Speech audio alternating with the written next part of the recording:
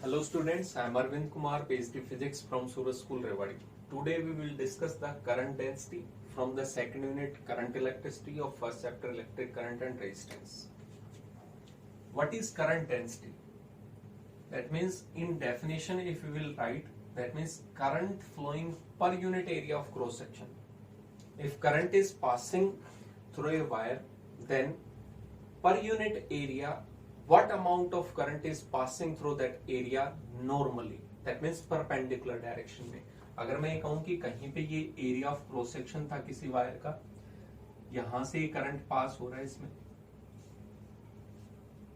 ये करंट था, तो यहाँ पे इसी पॉइंट के ऊपर जो करंट डेंसिटी होगी जिसको हम J से रिप्रेजेंट करते हैं उसकी वैल्यू क्या होगी. तो यहाँ पे डिफाइन करने के लिए क्या कहा गया है, करंट कितना पास हो रहा था I, इसका एरिया ऑफ क्रॉस सेक्शन कितना था अपॉन में एरिया.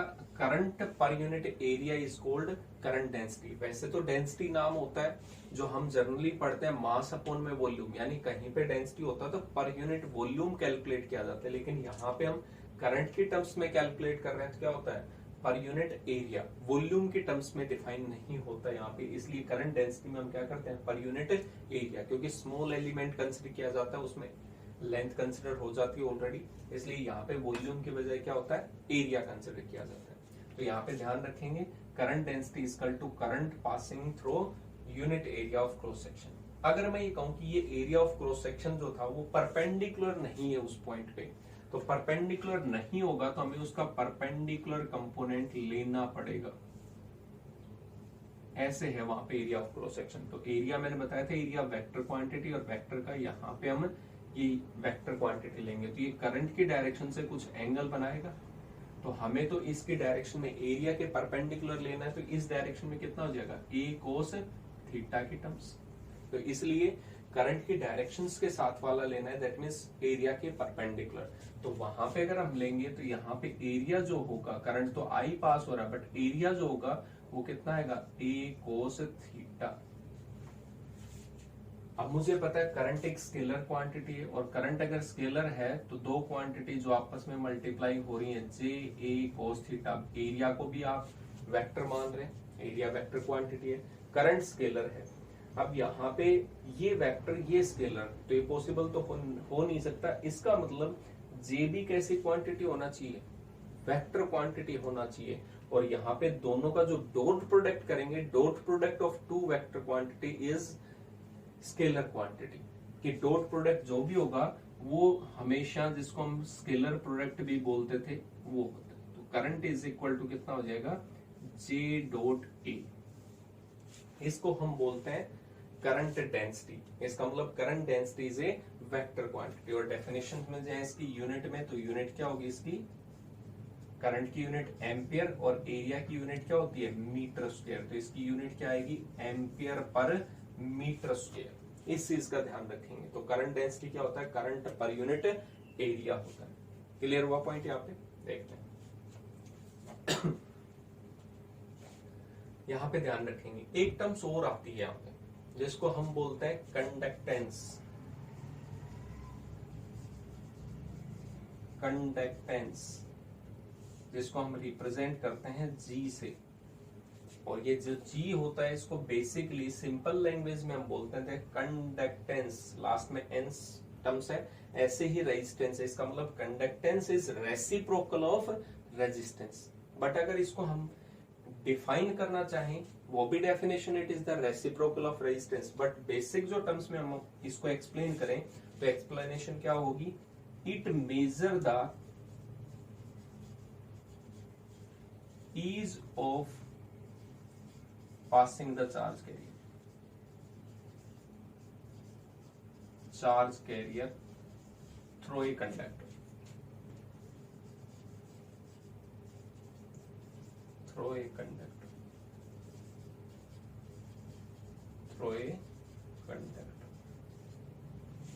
ठीक है, एक कंडक्टर के थ्रू कितनी एबिलिटी है, कितनी स्ट्रेंथ से करंट है वो पास हो सकता है. यानी पॉजिटिविटी की तरफ अगर देखें तो पॉजिटिविटी क्या था कंडक्टेंस, नेगेटिविटी देखें किसी कंडक्टर के अक्रॉस तो क्या देखेंगे हम रेजिस्टेंस.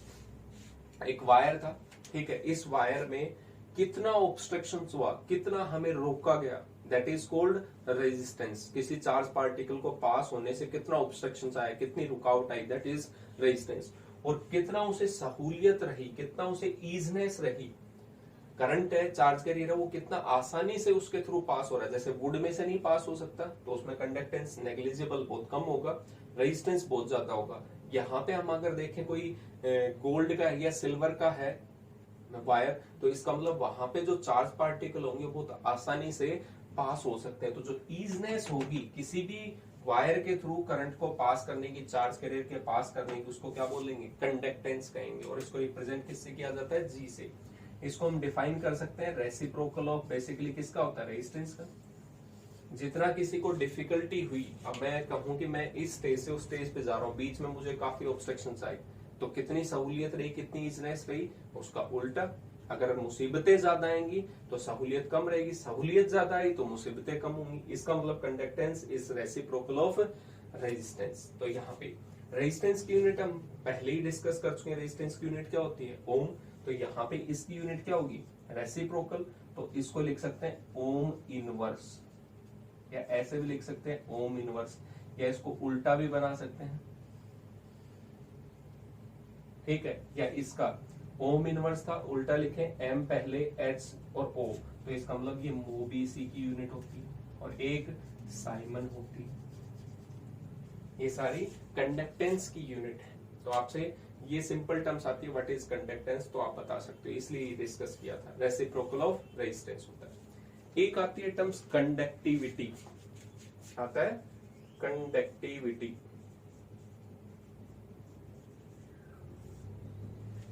ठीक है, इसको हम रिप्रेजेंट करते हैं सिग्मा से, कंडक्टिविटी। इसके भी लास्ट के वर्ड पे थोड़ा फोकस करें, कंडक्टिविटी।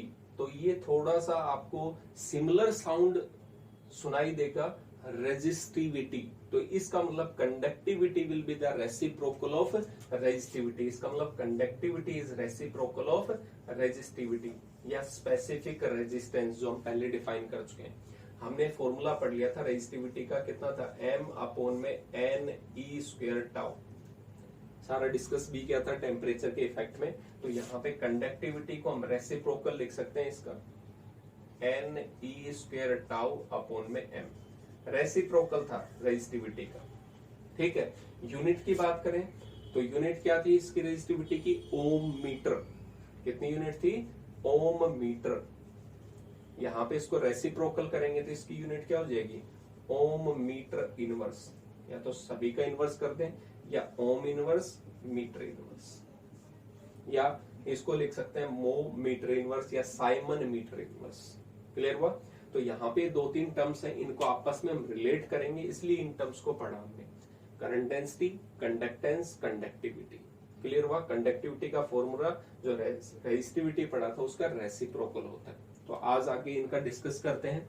एक हम रिलेशन ड्राइव करेंगे between current density and conductivity. तो देखते हैं क्या रिलेशन आता है उसका, देखते हैं।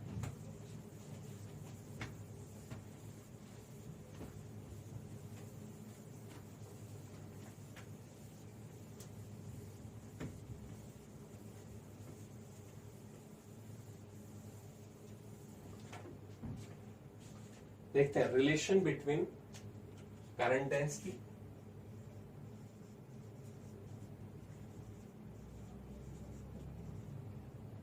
जे, current density sigma and E, और इसी को हम एक नए नाम से बोलते हैं जिसका रिलेशन होता है microscopic forms of Ohm's law. Microscopic forms of Ohm's law, form of Ohm's. यानी इसी रिलेशन को, जे, सिग्मा और ई के रिलेशन को हम क्या बोलेंगे, microscopic form of Ohm's law. देखते हैं क्या रिलेशन आता है। हमने एक बहुत ही इंपॉर्टेंट डेरिवेशन किया था इस चैप्टर को स्टार्ट करते time, relation between current and drift velocity. तो हमें वो पता है, we know current is equal to NEAVD।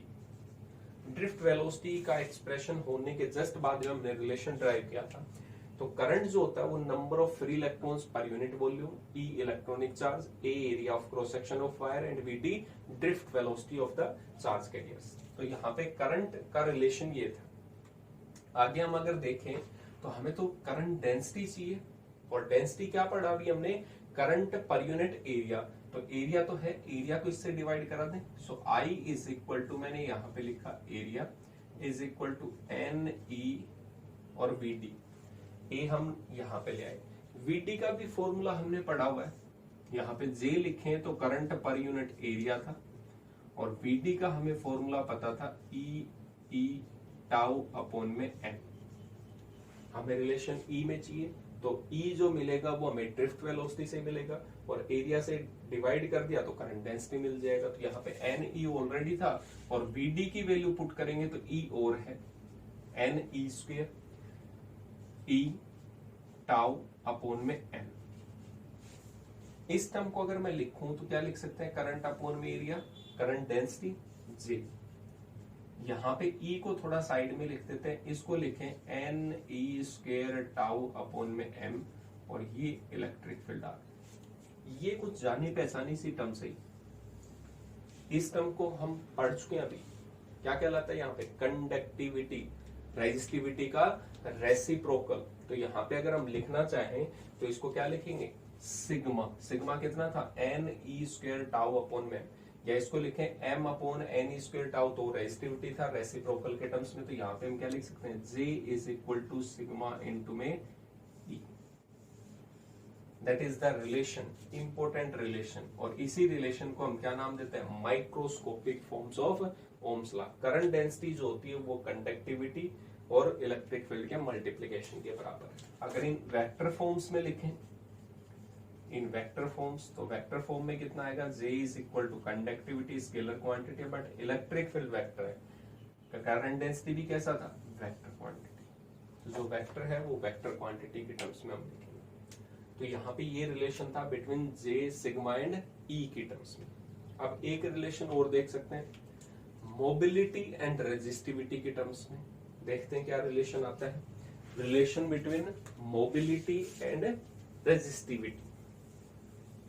Resistivity अभी हमने डिफाइन किया था, कंडक्टिविटी सेम,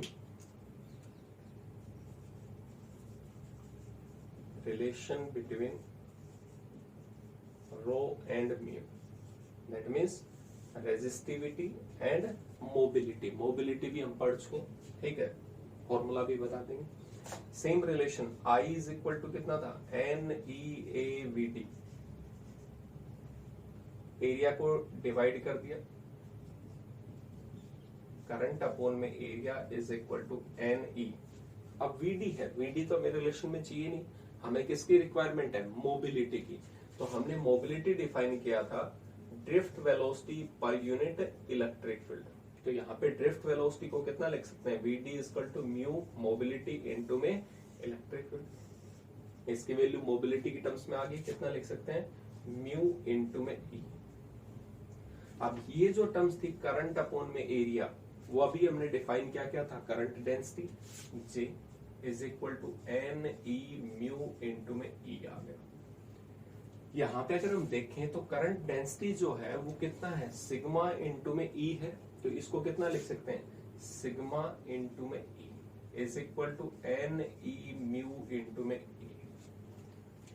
ई से ई इलेक्ट्रिक फील्ड सेम होगी वायर के through, cancel out. So conductivity is equal to N E mu.